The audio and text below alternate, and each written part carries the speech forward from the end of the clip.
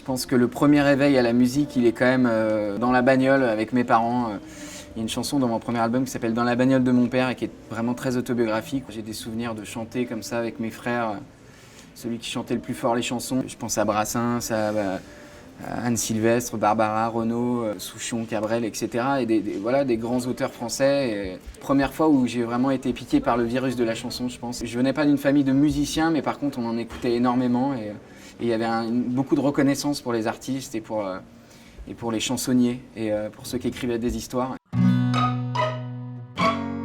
J'ai grandi dans la Creuse, le plus beau département du monde. Il y a plein d'artistes, c'est vrai, qui ont tendance un petit peu à mettre de côté leurs origines quand elles traduisent pas un peu les paillettes, etc.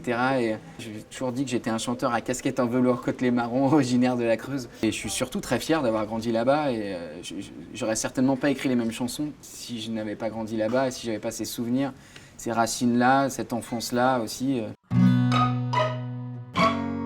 Bah forcément, comme j'ai tous mes souvenirs d'enfance, c'est très imprégné dans mon inconscient, etc. Donc toutes les images que je vais avoir quand je regarde un peu plus dans le rétro, c'est des images liées à la campagne. Il y a énormément de chansons qui en parlent. Je sais pas, je pense à une chanson sur le premier album qui s'appelle Sur ton tracteur, qui est vraiment le portrait de la famille de mes voisins, qui reprend un petit peu l'entreprise familiale et une espèce de passation, de transmission comme ça, de père en fils depuis plusieurs générations. Évidemment, la chanson Les Oubliés. Un jour, j'ai reçu un courrier de Jean-Luc Massalon. Il essayait de sauver son école, quoi. Il y avait 2 classes qui étaient menacées de fermeture et puis il était venu me voir, il me demandait d'essayer d'en parler entre 2 chansons pendant un concert pour amener un peu de visibilité à son combat. Et puis j'ai été vachement touché par sa lettre, en fait, plus que d'en parler pendant un concert. Je me suis dit que j'allais en faire une chanson parce que c'est ça qui pourrait avoir la plus grosse portée quelque part, même si jamais j'aurais imaginé la résonance qu'elle allait avoir. J'ai forcément mis beaucoup de ce que moi j'avais pu voir quand je rentrais dans la Creuse, des espèces de centre-ville un peu déserts, des villages aussi où on passe la rue principale et où il n'y a que des panneaux un peu à vendre, des services publics abandonnés, des écoles menacées, des hôpitaux qui ferment aussi un peu partout.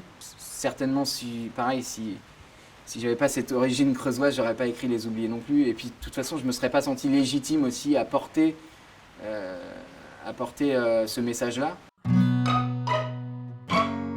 Il y en a plusieurs, mais peut-être la vallée de la Cédelle, c'est vraiment magnifique. À côté de Crozant, voilà, où la rivière, la Creuse coule, et c'est incroyablement beau.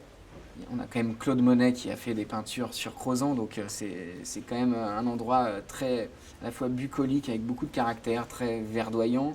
Il y a vraiment un truc qui se passe. Et sinon, ça serait derrière la maison de chez mes parents, voilà, c'est assez vallonné comme ça. Et c'est une étendue toute verte, mais qui est très inspirante. J'ai beaucoup écrit de chansons là-bas.